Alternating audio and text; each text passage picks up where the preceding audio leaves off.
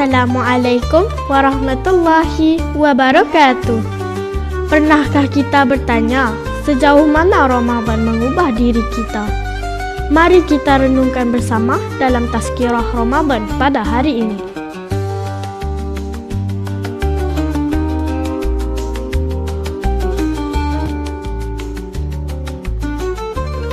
Puasa Ramadan mengajarkan kita keseimbangan antara ibadah dan kehidupan dunia.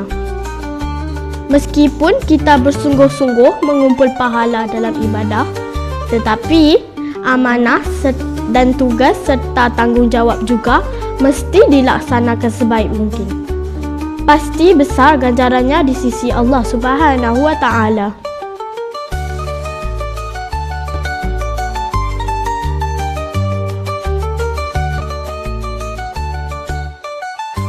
Rasulullah sallallahu alaihi wasallam bersabda, "Semua ibadah adalah untuknya kecuali puasa. Sesungguhnya puasa adalah untukku dan aku sendiri Allah yang akan mengurniakan ganjarannya."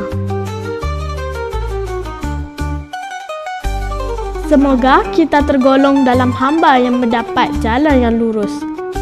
Ramadan, jalan pulang kepada Allah. Sekian, wabillahi taufiq wal hidayah. Wassalamualaikum warahmatullahi wabarakatuh.